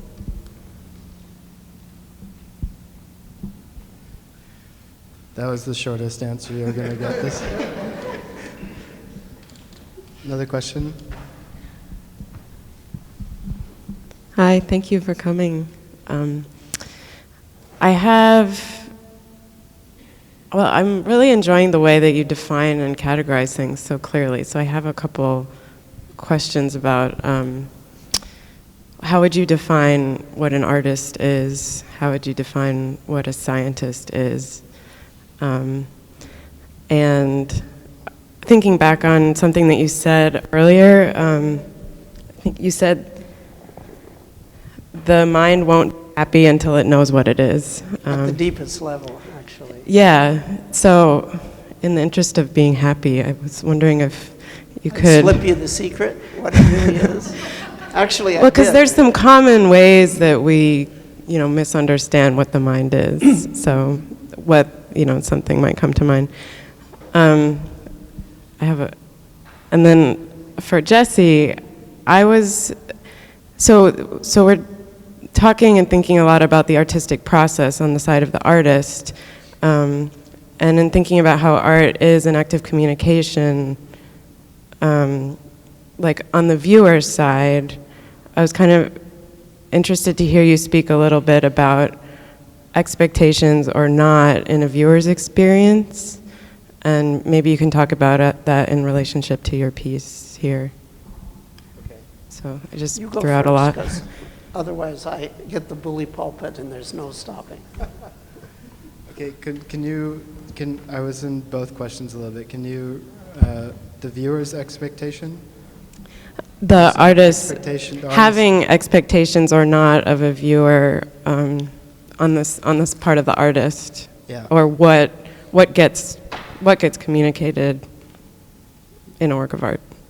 Yeah. How does an artist deal with that, having expectations or not, Yeah. that kind of thing?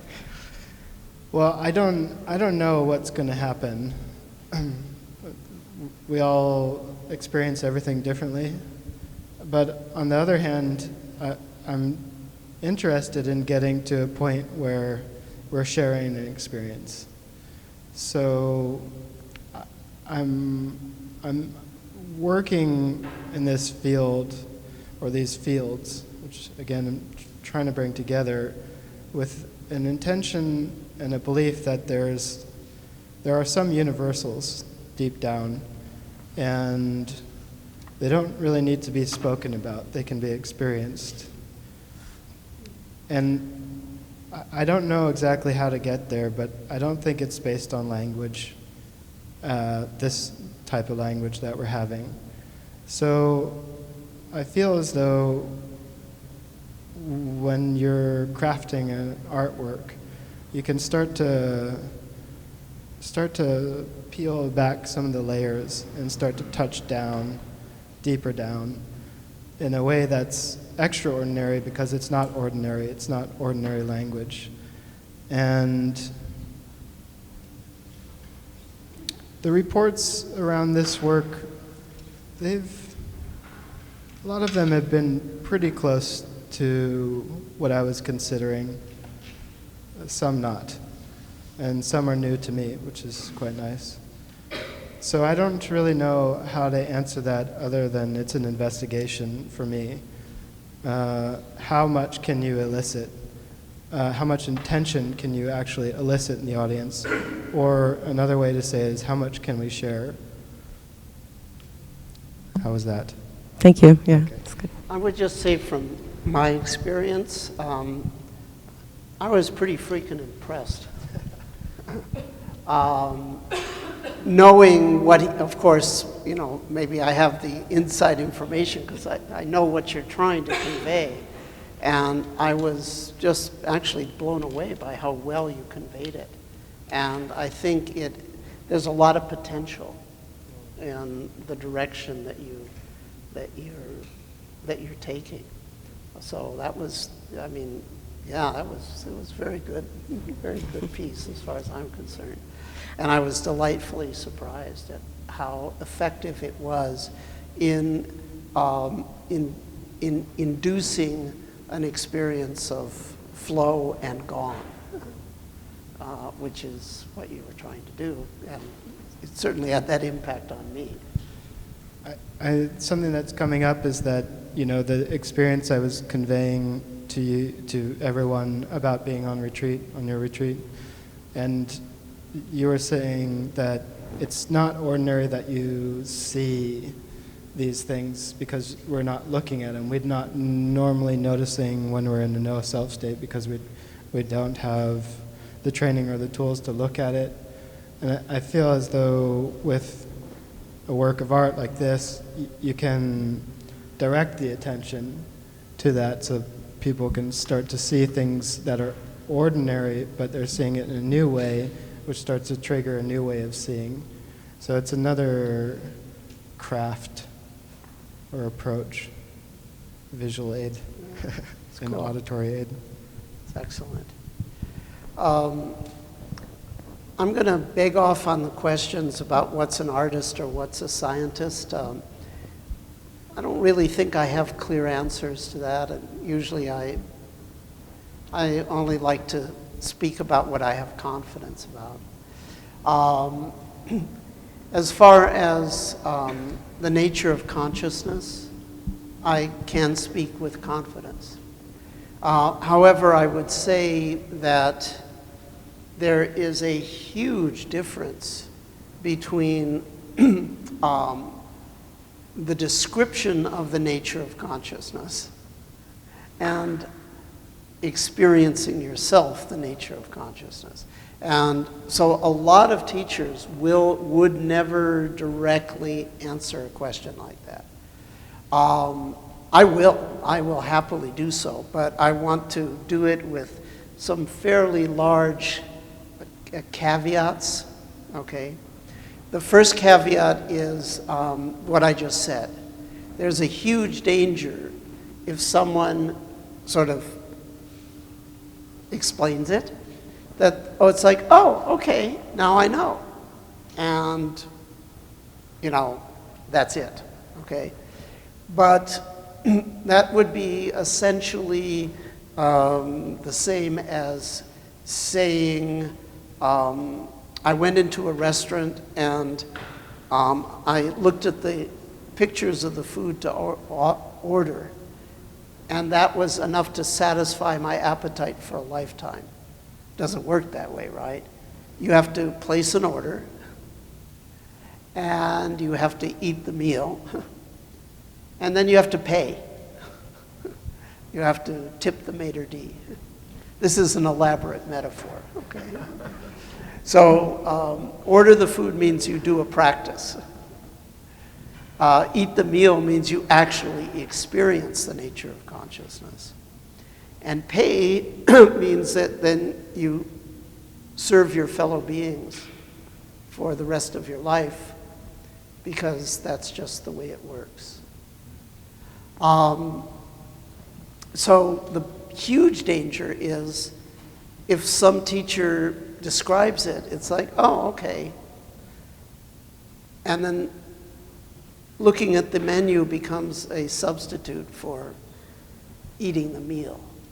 So there's a, you know, if I describe it, it's not going to satisfy your hunger, okay? It's not going to, it's going to just be, oh, that didn't make sense, or, oh, that sort of makes sense, or that sounded pretty cool, or that's not the same as eating that meal. You're welcome to just not even risk it and not even say I you risk don't it want all to. the time. The second caveat is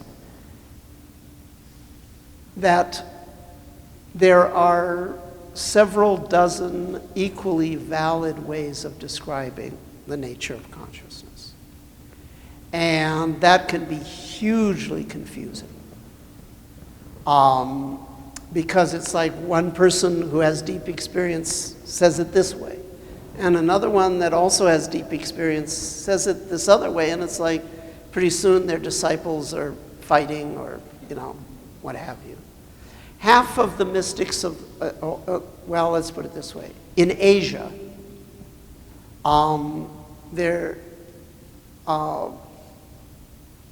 half of the enlightened people speak of enlightenment in terms of finding the true self. And the other half of the enlightened people speak of enlightenment as realizing there truly is no self. So are there two absolutely opposite liberation states on this planet? Or is there one liberation state that has many facets to it? Could be looked upon one way or the other. Well, it is the latter, not the former. So then that's a huge danger, right? Because it's like, well, this one said it was this way, and this one said it was that way, and okay. So first of all, it might be a real, what's the word?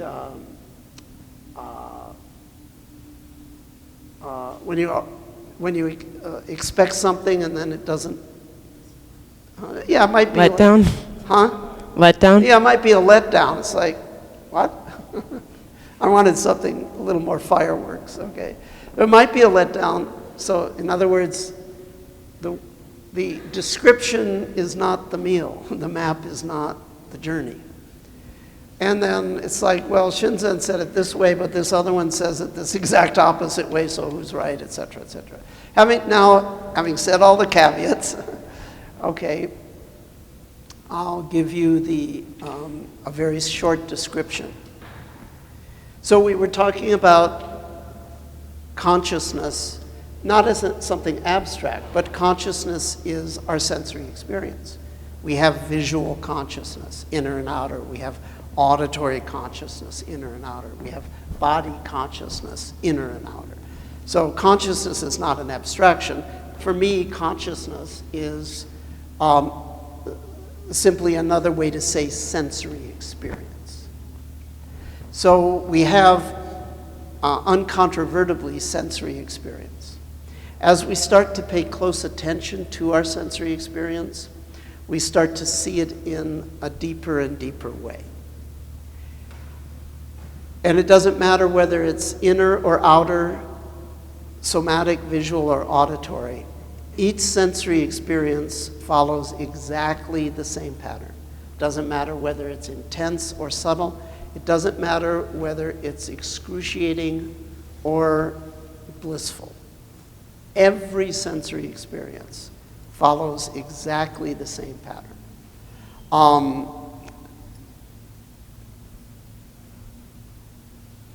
Just before the sensory experience percolates up into consciousness,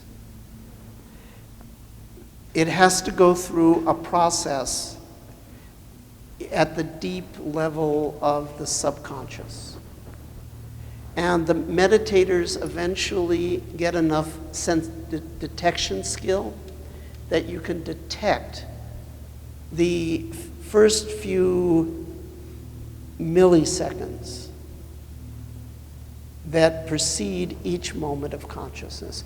And as the years go on, you get a clearer and clearer view of that. And you realize that's all that's ever there, and the rest is all fixation and loss of clarity.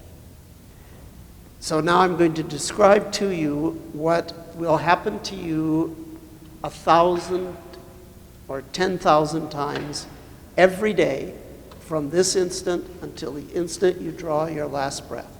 This will be happening whether you notice it or not. There is nothing.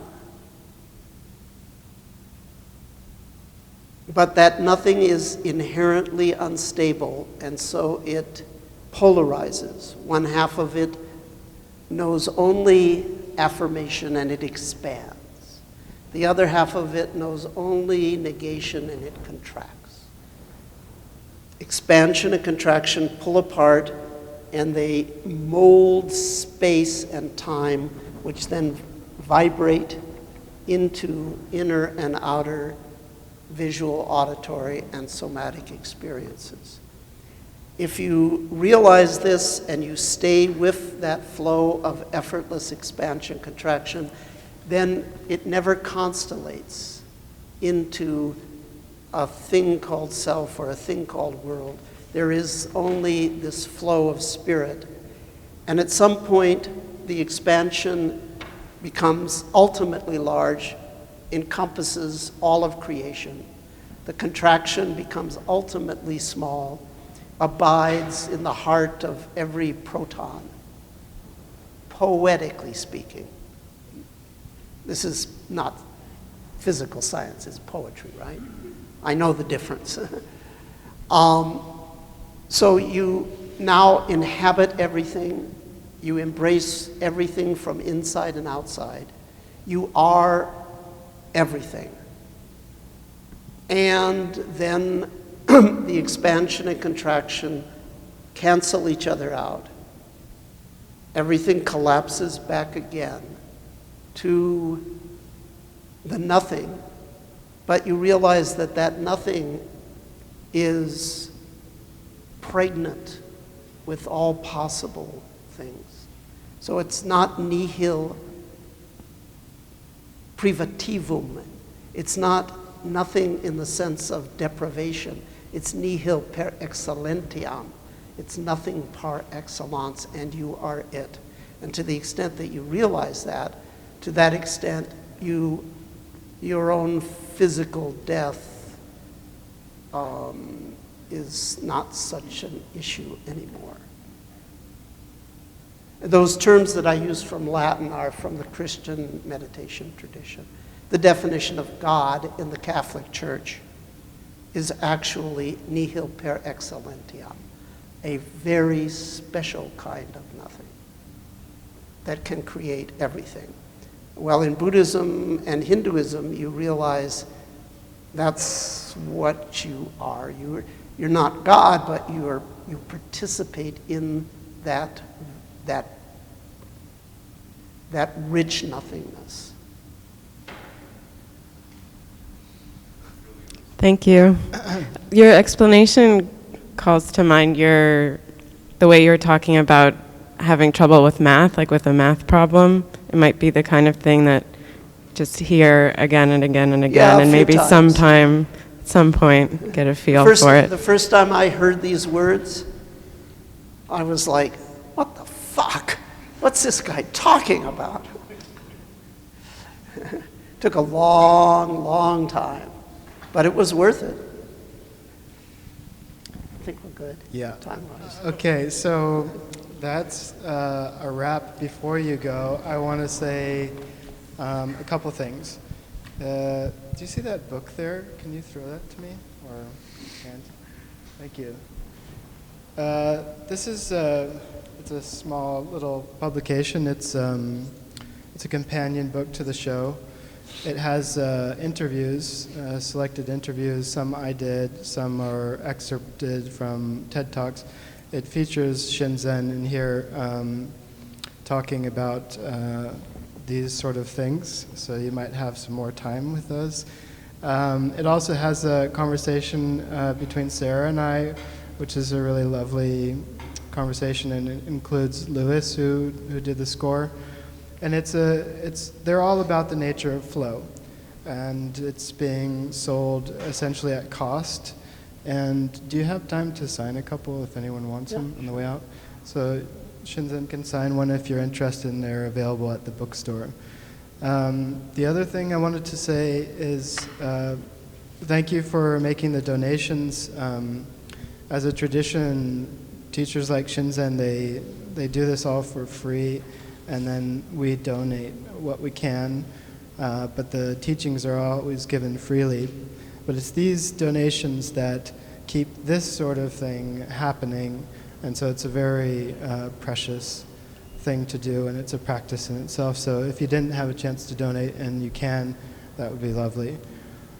And the last thing I'd like to say is, speaking of precious, it was, for my experience, it was very precious to be here with you and with everyone, and it was a very special circumstance and space today. So I just wanted to deeply thank you for coming out and being a part of this. It was really lovely. And good work, dude. All right.